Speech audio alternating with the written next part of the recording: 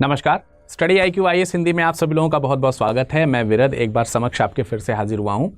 दोस्तों, लगातार हम लोग हिस्ट्री ऑन मैप पढ़ रहे हैं और मध्यकालीन भारत में अब हम प्रवेश कर चुके हैं। मध्यकालीन भारत में प्रवेश करने में हम लोगों ने अरब इन्वेजन्स जो हैं वो देखे ऑन मैप। उसके अलावा हमने आप लोगों को डिस्कशन करके टर्किश इन्वेजन्स जो थे स्टार्टिंग में जो आक्रमण हुए थे सुबुक्तगीन तक हमने उसको कवर किया था। आज के इस लेक्चर में हम डिस्कशन करेंगे, यानी आज के हिस्ट्री ऑन मैप के इस टॉपिक में आज हम डिस्कशन करने जा रहे हैं, उसी के आगे का हिस्सा है महमूद गजनवी का भारत पर आक्रमण। तो ये सेशन आपका हिस्ट्री ऑन मैप है, हिस्ट्री ऑन मैप। और हिस्ट्री ऑन मैप में आज आप पढ़ने वाले हैं महमूद गजनवी के बारे में।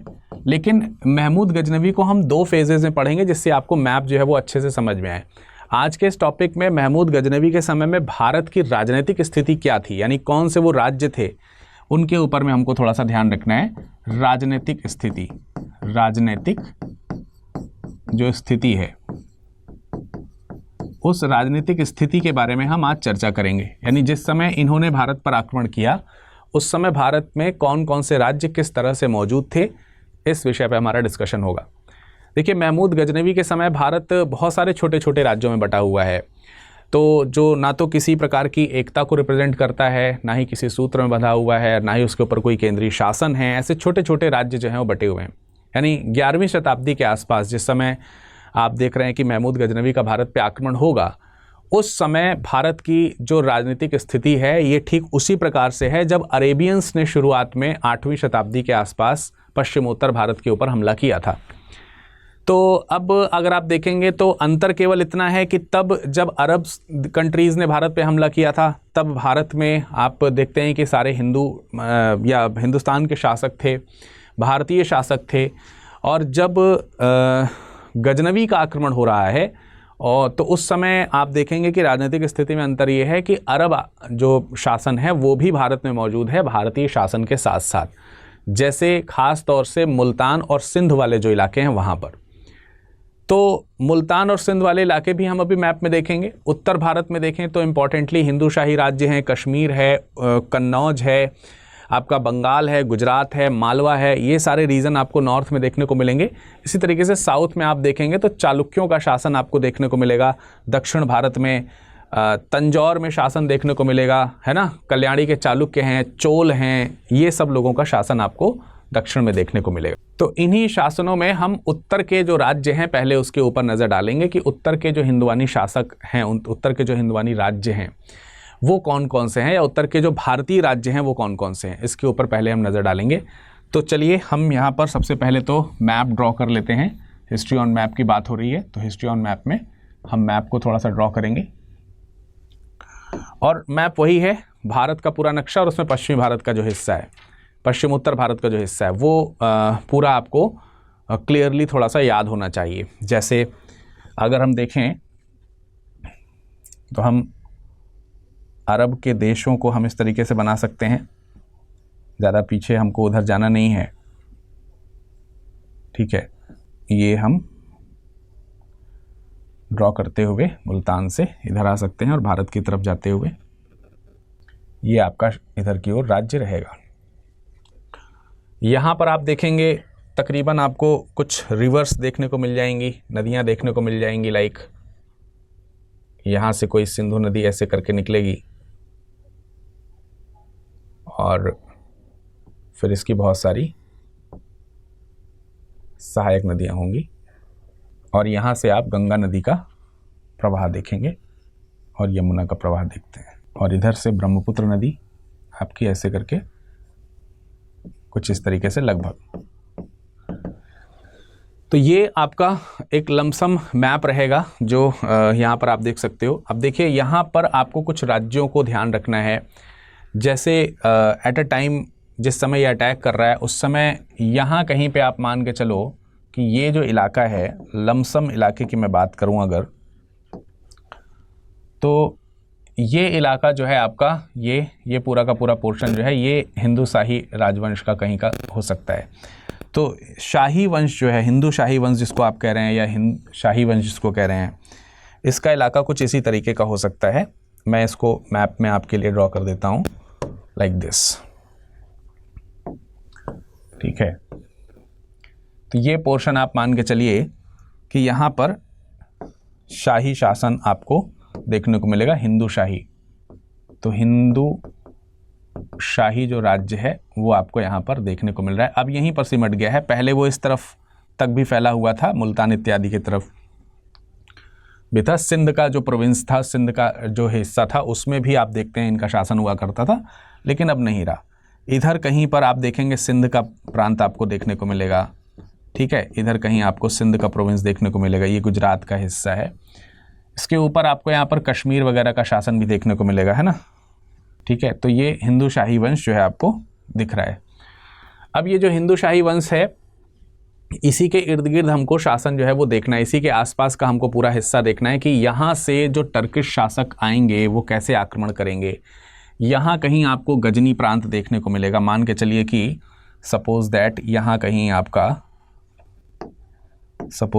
कहीं जो है आपका ये पाकिस्तान का रीजन है अगर, तो आप मान के चलिए कि गजनी प्रांत जो है वो यहाँ पर है, इस जगह पर कहीं पर गजनी का शासन है।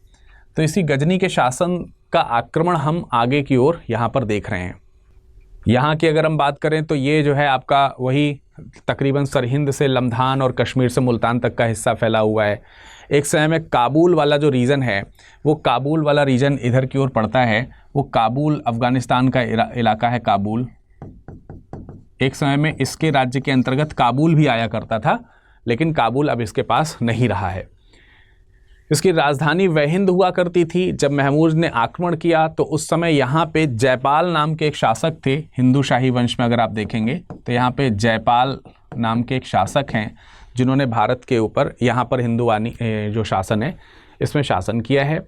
और ये पहले भी सुबक्तगीन से लड़े थे। सुबक्तगीन से ये 2 बार पराजित हो चुके थे और यही पहले शासक थे जिनको महमूद ने टारगेट किया और महमूद ने पराजित भी किया। तो पहले शासक भी महमूद के समय में यही हैं जिनको यहाँ पर पराजित किया जाता है, ठीक है। तो अब इसके अलावा अगर हम देखें तो मुल्तान और सिंध वाले जो इलाके हैं वो भी आपको देखने को मिलते हैं। सिंध का प्रोविंस जैसे मैंने आपको यहाँ पर दिखाया, यहाँ पे कहीं पे आपको मुल्तान देखने को मिल जाएगा। ये वाला जो इलाका है मुल्तान है, तो मुल्तान का हिस्सा है, सिंध का हिस्सा है। ये वाले प्रोविंस अरब राज्यों में आते थे। तो इनका ये पूरी हिस्सेदारी आप देख रहे हो, ये दोनों शासन जो हैं ये किसके शासन है? सिंध के शासन और मुल्तान के शासन में अरब शासन है। अरब शासन आपको यहाँ पर होता हुआ देखने को मिलेगा।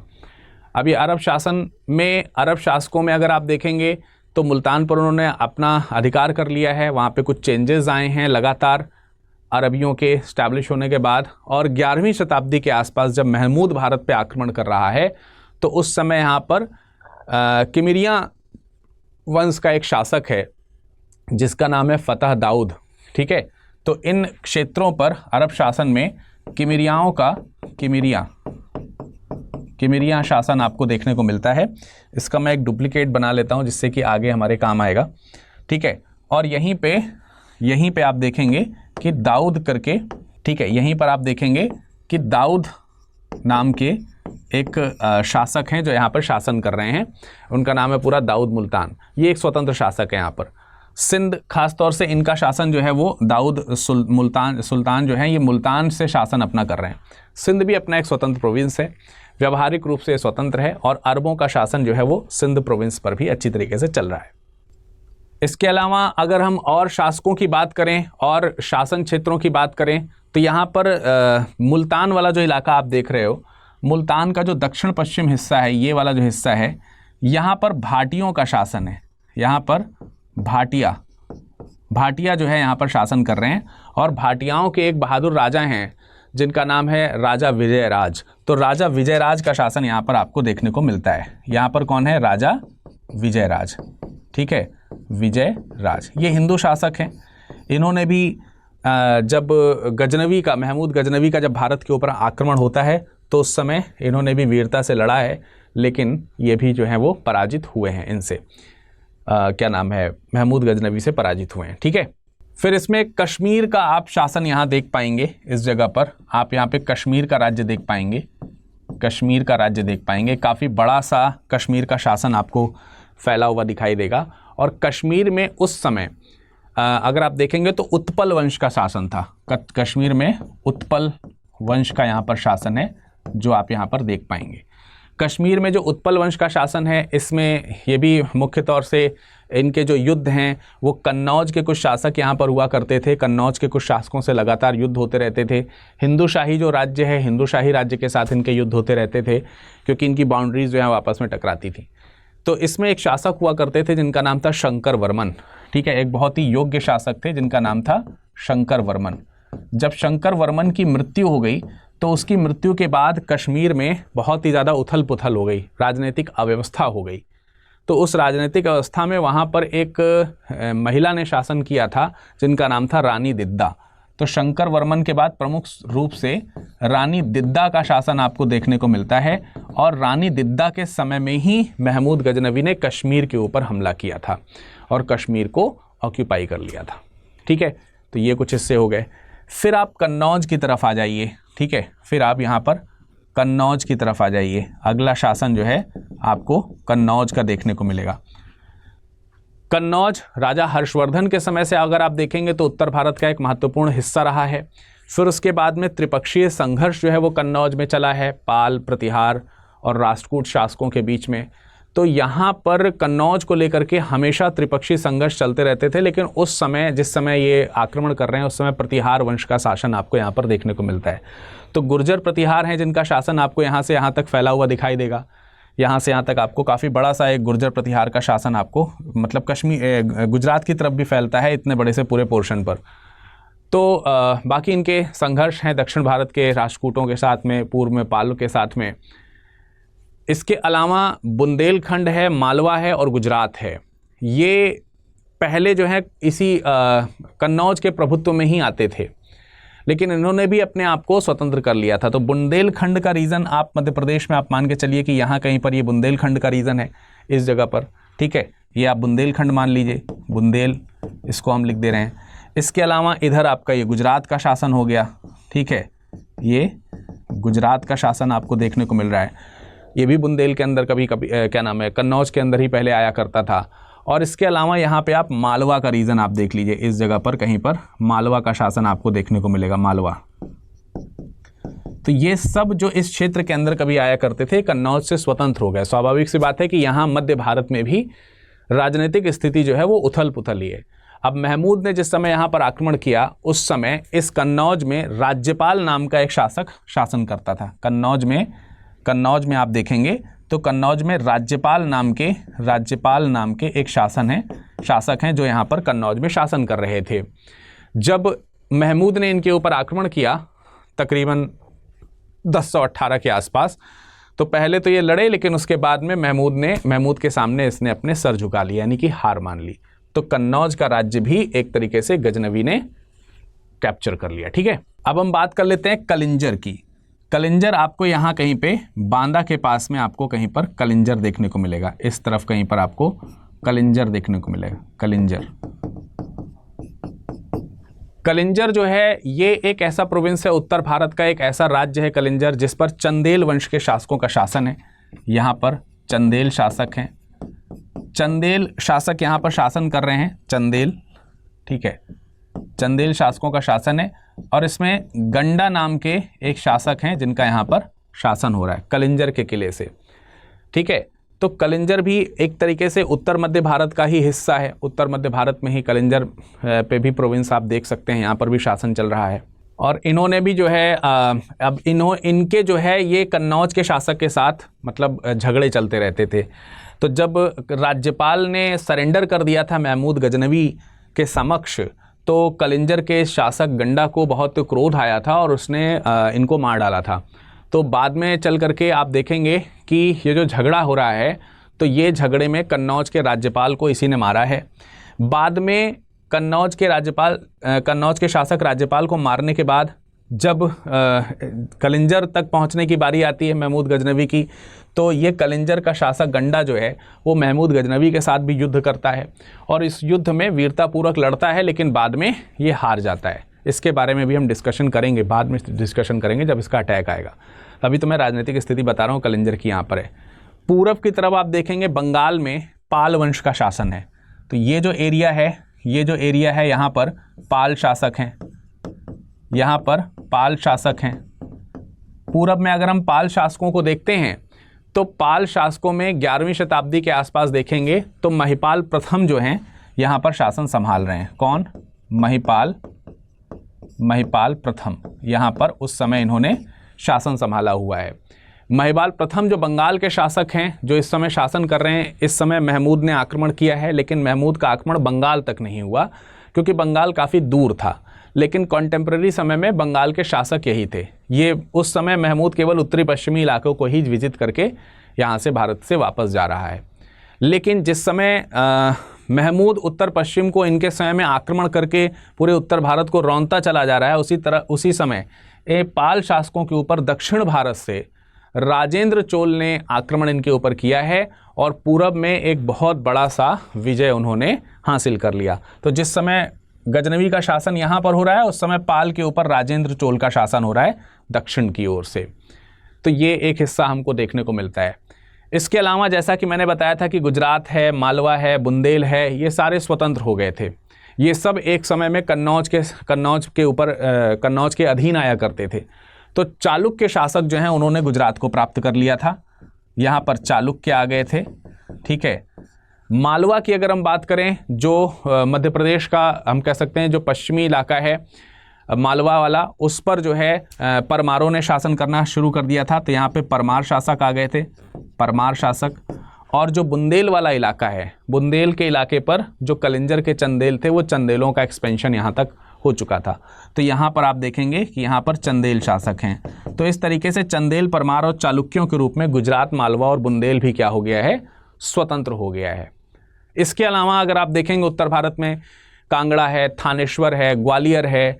कांगड़ा का रीजन इधर की ओर पड़ेगा, ठीक है। थानेश्वर का रीजन हरियाणा की तरफ पड़ेगा और ग्वालियर का रीजन जो है आपका ये इस तरफ पड़ेगा, यहाँ पर नीचे मध्य प्रदेश की तरफ। तो ये वो इलाके हैं जहाँ पर महमूद गजनवी ने इन सबको भी अपने राज्य में समेटा है, इन सब के शासकों को भी पराजित किया। तो उत्तर भारत की स्थिति तो आई होप कि आपको क्लियर हो गई होगी काफ़ी हद तक, ठीक है। अब हम दक्षिण भारत की थोड़ी सी स्थिति देखेंगे कि दक्षिण भारत की क्या स्थिति है उस समय। तो उसमें हम देखेंगे कि दक्षिण भारत में बहुत पहले से ही असंतोष है, विद्रोह है आपस में, वहाँ पर भी विद्रोह की आग सुलग रही है। वहाँ के जो शासक हैं उनके भी आपस में युद्ध लगातार बनते रहते हैं, युद्ध की दशा एक बनी रहती है। बहुत सारे राजवंश हैं, उनका उदय हो रहा है, पतन हो रहा है, ये सब मैंने आपको मैप के थ्रू बताया भी है। लेकिन हम बात करेंगे 11वीं सदी की बात कि उस समय दक्कन में क्या हो रहा है, उस समय किस प्रकार के शक्तिशाली राज्य थे। तो दो शक्तिशाली राज्य आपको मिलेंगे, एक कल्याणी के चालुक्य और दूसरे आपको तंजौर के चोल। तो कल्याणी के चालुक्य वगैरह आपको यहाँ कहीं देखने को मिलेंगे, ठीक है। कल्याणी के चालुक्यों को अगर आप देखोगे तो कल्याणी के चालुक्य आपको यहाँ पर देखने को मिलेंगे। ये कल्याणी है, कल्याणी। यहाँ पर कौन है? चालुक्य हैं, जो सबसे पहले चालुक्य कहलाते हैं, ठीक है। इस राज्य की नींव जो है आपको मालूम है कि तैल द्वितीय ने रखी थी, ये मैंने आपको पहले ही बताया है। और इसकी राजधानी क्या होती थी? कल्याणी हुआ करती थी। दक्षिण भारत का एक बहुत ही पावरफुल शासन यहाँ पर हुआ करता था, बहुत ही शक्तिशाली राज्य हुआ करता था।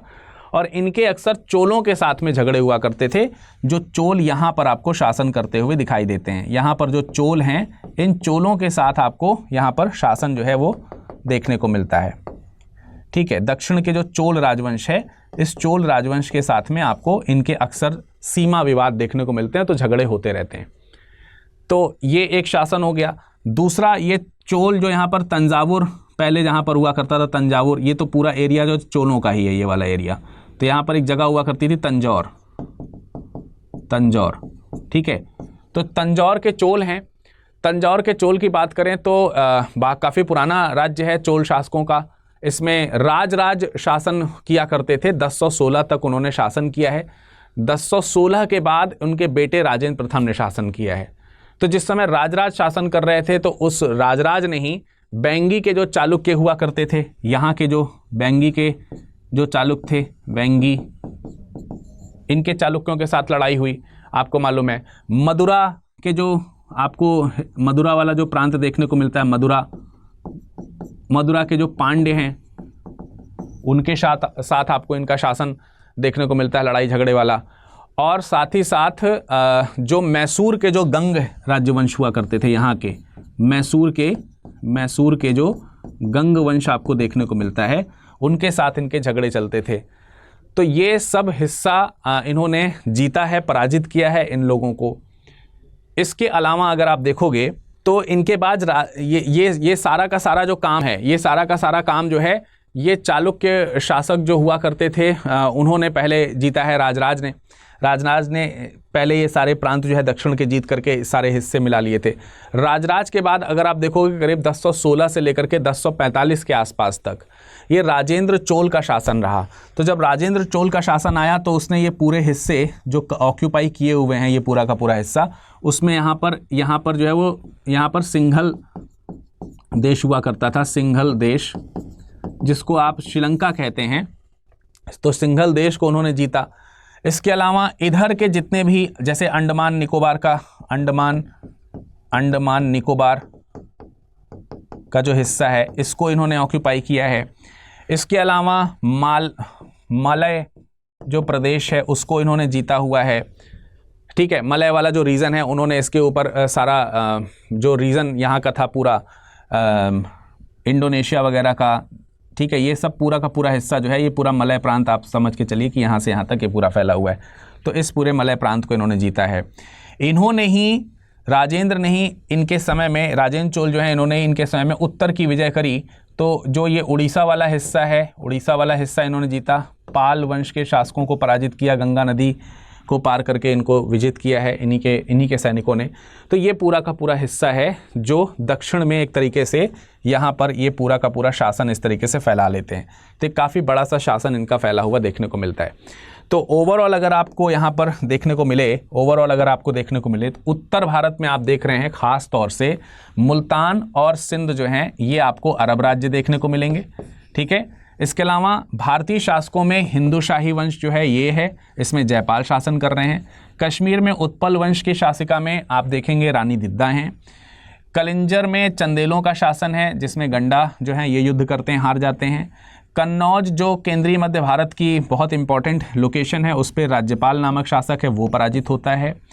बुंदेलों ने यहाँ पर अपने आप को स्टैब्लिश कर लिया है। अगर देखा जाए तो बुंदेल यहाँ पर है, मालवा यहाँ पर है, और ये जो पूरा गुजरात का हिस्सा है, ठीक है, ये जो पूरा गुजरात का हिस्सा है, इस गुजरात की लोकेशन को कवर किया गया है। ठीक है, तो इसमें गुजरात पे चालुक्यों का शासन हो गया, मालवा पर परमारों का शासन हो गया, बुंदेल पर चंदेलों का शासन हो गया, ये एकदम अलग हो गए। कल्याणी के चालुक्यों का जो शासन यहाँ हुआ करता था, ठीक है, ये एक क्षेत्र आपको देखने को मिलेगा कल्याणी के चालुक्यों का। और दक्षिण भारत में आप ये वाला जो हिस्सा देखते हैं, दक्षिण भारत में चोल चेर पांड्य वाला जो हिस्सा आप देख रहे हैं, उसमें चोलों ने क्या कर दिया है, ये पूरा हिस्सा ऑक्यूपाई कर लिया है, पूरा विजित कर लिया है। हालांकि ये हिस्सा, ये स्थिति है उस समय भारत की, हालांकि इन हिस्सों पर महमूद गजनवी का कोई खास इंपॉर्टेंस देखने को नहीं मिलता। लेकिन महमूद गजनवी का जो इन्फ्लुएंस हुआ, मान के चलिए कि अगर गजनी से ये आते हैं, तो गजनी से इनके आने पर जो फ्लो आपको दिखाई देगा, ओवरऑल जो आपको फ्लो दिखाई देगा, वो फ्लो कुछ इस तरीके का होगा। ठीक है, वो फ्लो जो है वो कुछ इस तरीके का है, जो उसने यहाँ पर पूरा का पूरा जीत रखा है। ये पूरे हिस्से को उसने ऑक्यूपाई कर लिया है। अब ये जो पूरा हिस्सा है जो उसने ऑक्यूपाई किया, अगर हम इसको एक एरिया के पॉइंट ऑफ व्यू से अगर कवर करें, तो तकरीबन कुछ इस तरीके का हिस्सा आपको देखने को मिल जाएगा। ये लोकेशंस जो हैं उसने पूरी जो है वो कवर कर रखी हैं। ये ओवरऑल पूरी लोकेशन है जो उसने कवर कर ली है। ठीक है, तो ये सारे हिस्से जो है किसने जीत रखे हैं, ये महमूद गजनवी के शुरुआती आक्रमण हैं, जिसमें उसने इन सारी चीज़ों को जीता है, प्राप्त किया है और भारत के अंदर इंसर्शन किया हुआ है। तो आई होप कि महमूद गजनवी का जो ये महमूद गजनवी के समय में जो आप देख रहे हैं कि भारत पर क्या किस तरीके से राजनीतिक स्थिति है, वो राजनीतिक स्थिति आपको पूरी तरीके से क्लियर हुई होगी थ्रू मैप। अगले चैप्टर में हम पढ़ेंगे कि महमूद गजनवी ने जो ये सारे के सारे उत्तर पश्चिम उत्तर भारत के जो इन शासकों को हराया, तो कैसे हराया, कब हराया, उसके क्या परिणाम हुए, इन सब चीज़ों को हम राजनीतिक स्थिति के तौर पर महमूद गजनवी के आक्रमण के तौर पर देख रहे होंगे। ठीक है, तो महमूद गजनवी के आक्रमण के लिए आप अगले सेशन का इंतज़ार कीजिए। जाने से पहले मैं आपको एक इम्पॉर्टेंट इन्फॉर्मेशन दे देना चाहता हूँ कि अगर आप ऑप्शनल्स की तैयारी कर रहे हैं तो बेहतरीन ऑप्शनल्स आपके सामने उपलब्ध हैं। इंग्लिश में आप लेना चाहें तो ले सकते हैं, या फिर हिंदी में लेना चाहें तो आप ले सकते हैं। तो हिंदी और इंग्लिश दोनों में उपलब्ध हैं और इंग्लिश में भी उपलब्ध हैं। जिस भी लैंग्वेज में आप लेना चाहें ले सकते हैं। इस समय सबसे जो कम दाम है या सबसे कम जो रेट हैं वो आपको यहाँ पर दिख रहे होंगे। 15,999 में आपको मिल जाएगा if you are using with live code. With live code को तो आप कहीं पर ही नोट कर लो। अगर आप हिस्ट्री ऑन मैप देख रहे हैं तो जैसे आपको इस प्रोग्राम का नाम याद हो चुका है हिस्ट्री ऑन मैप, वैसे आपको विरद लाइव VIRAD विरद मेरा नाम है, लाइव उसके आगे कोड लगा है, स्पेस नहीं देना है कोई भी, इसको कहीं पर नोट कर लीजिए। स्टडी IQ में कभी भी कुछ भी खरीदना हो, कभी भी कुछ भी खरीदना हो, आप इस कोड का इस्तेमाल कीजिएगा, आपको मैक्सिमम डिस्काउंट मिलने की गारंटी है, इस मैक्सिमम डिस्काउंट। इसके अलावा अगर आप हमारे P2I बैच से जुड़ना चाहते हैं तो P2I बैचेस भी आपको उपलब्ध हैं 27,999 में। 28 मई से इसमें क्लासेस शुरू होने वाली हैं। ये बैचेस जो हैं वो ऑनलाइन मोड में चलेंगे, प्योर हिंदी में चलेंगे। अगर आप इंग्लिश में पढ़ना चाहते हैं तो भी आपको इसी अमाउंट में ऑनलाइन बैच मिल जाएंगे। लेकिन अगर आप ऑफलाइन पढ़ना चाहते हैं तो ऑफलाइन में इंग्लिश बैच उपलब्ध है, उसमें भी विरद लाइव कोड के साथ में 99,999 में आपको मिल जाएगा। करोल बाग में अब हमारा ऑफलाइन सेंटर अवेलेबल है। इस ऑफलाइन सेंटर में जाकर के आप अपना एडमिशन करा सकते हैं। तो किसी प्रकार की कोई भी समस्या आ रही हो, आपको किसी प्रकार की कोई प्रॉब्लम आ रही हो तो आप हमें कांटेक्ट कर सकते हैं। ठीक है, सबसे पहले तो हमारा जो कोड है, ठीक है, कोड है हमारा विरद लाइव VIRAD LIVE। ये आपको यूज़ करना है विदाउट एनी हेजिटेशन। कभी कोई भी दूसरा कोड लगाने को कहे, बोलना कि हमें यही कोड लगाना है बस। इसके अलावा हमारा ईमेल है हमारा विरद VIRAD.dubey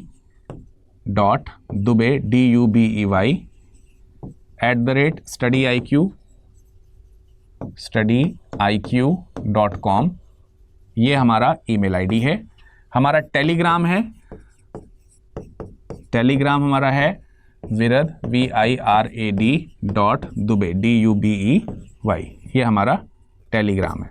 तो आप हमें इस टेलीग्राम पे संपर्क कर सकते हैं। इसका PDF भी आपको यहीं से मिलेगा इस लेक्चर का, और आप इसी से आप हमें इंस्टाग्राम में भी संपर्क कर सकते हैं। ठीक है, तो चलिए आज के लेक्चर में फ़िलहाल इतना ही। मुलाकात करेंगे अगले सेशन में महमूद गजनवी के भारत के ऊपर जो 17 आक्रमण हुए हैं, उन 17 के 17 आक्रमण, उनके प्लेसेस, किन किन राजाओं के साथ युद्ध हुए हैं, उसके क्या परिणाम हुए, इन सब की डिटेल के साथ एक बेहतरीन वीडियो लेकर के आपके समक्ष हम फिर से हाजिर होंगे। तब तक इस वीडियो को बढ़िया से पढ़िए, नोट्स बनाइए और अपने सभी मित्रों के साथ शेयर कीजिए। धन्यवाद।